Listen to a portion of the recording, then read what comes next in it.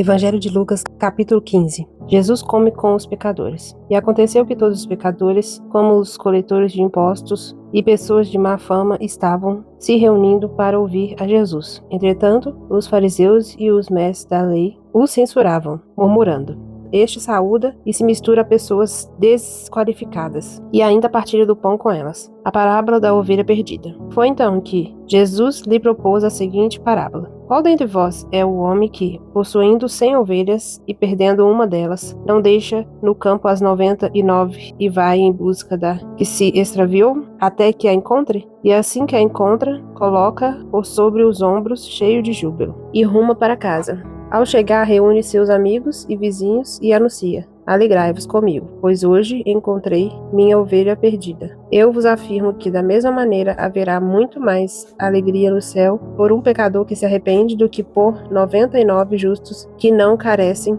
de arrependimento. A parábola da moeda perdida. Ou ainda, qual é a mulher que, possuindo 10 dracmas e perdendo uma delas, não acende uma candeia, varre a casa e a procura diligentemente até encontrá-la? E tendo-a achado, reúne suas amigas e vizinhas e proclama: Alegrai-vos comigo, porque agora achei minha dracma perdida. Eu vos asseguro que, de igual modo, há grande júbilo na presença dos anjos de Deus por um pecador que se arrepende. A parábola do filho perdido. E Jesus continuou: Um homem tinha 2 filhos. O mais novo reivindicou o seu pai: Pai, dá-me a parte da herança a que tenho direito. E consentindo o pai, repartiu sua propriedade entre eles. Não se passou muito tempo, e o filho mais novo reuniu tudo o que tinha, partindo para terras distantes. E lá esbanjou todos os seus bens, vivendo de forma irresponsável. Coincidentemente, após haver gasto tudo o que possuía, abateu-se sobre toda aquela região uma grande fome, e ele começou a passar muita necessidade. Por esse motivo, foi empregar-se com um dos cidadãos daquela região, que o mandou para o campo a fim de cuidar dos porcos. Ali chegou a ter vontade de encher o estômago com as vagens de alfarrobeira, com as quais os porcos eram alimentados. No entanto, ninguém lhe dava absolutamente nada. Foi quando caiu em si, falou consigo mesmo: Quantos empregados do meu pai têm comida com fartura, e eu aqui morrendo de fome? Levantar-me-ei, tomarei o caminho de volta para meu pai, e ao chegar-lhe, confessarei: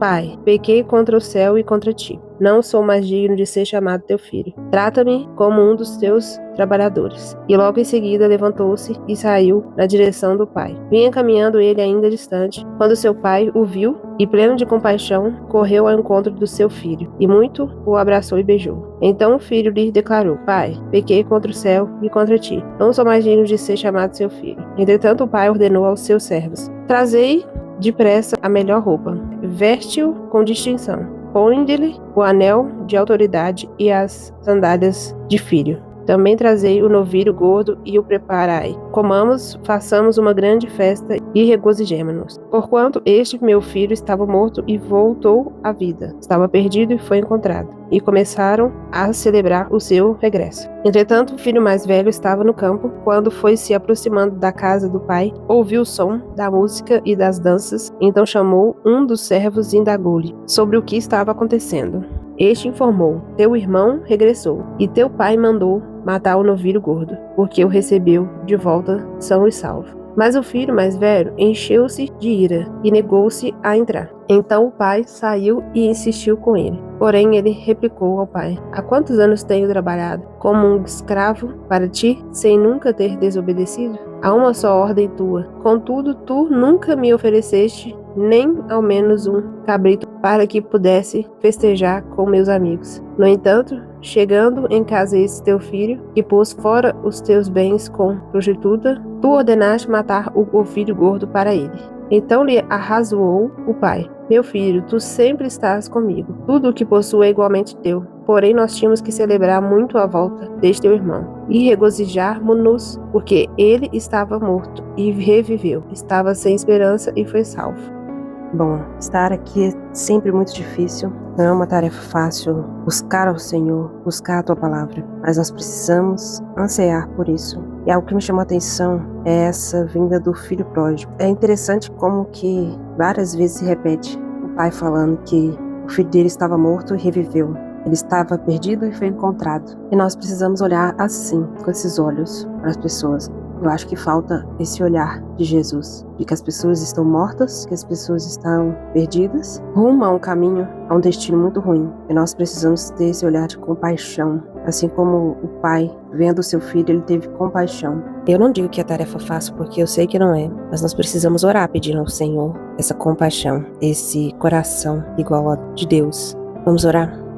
Senhor Deus querido Pai, nós te agradecemos pela Tua palavra, nós te agradecemos porque o Senhor é um Deus misericordioso, um Deus de compaixão. Assim como nós precisamos ter compaixão dos nossos irmãos, o Senhor um dia teve de nós. Então nós não somos diferentes, nós somos pessoas que também um dia nos arrependemos, um dia nos encontramos com o Senhor e o Senhor teve essa mesma misericórdia e compaixão das nossas vidas. Então quem somos nós para não ter com o nosso irmão? Pelo contrário, nós somos falhos, porque assim como o Senhor teve essa compaixão, nós também deveríamos ter, e muitas vezes nós não temos. Então nós pedimos ao Senhor que nos ajude, que nos ensine a ser compassivos, que nos ensine a olhar para o próximo de forma humilde, de forma verdadeira, olhar para o nosso próximo como uma alma que está perdida, uma alma que está prestes a ir para o inferno, e nós precisamos ajudar, cooperar para que isso não aconteça. Então que o Senhor nos ajude a olhar como o Senhor olha, nos ajude a ser como o Senhor é. Nós oramos a Ti porque nós sabemos que não é fácil. Nós pedimos ao Senhor porque nós temos essa dificuldade, então nos ajude, Deus, porque nós sabemos que o Senhor pode todas as coisas, que o Senhor é poderoso para mudar o nosso coração, o nosso caráter. Então trata em nós, Deus, trata em nossos corações, é o que nós Te pedimos, que nós venhamos agradar ao Senhor e fazer a Tua vontade, conforme a Tua palavra, em nome de Jesus. Amém.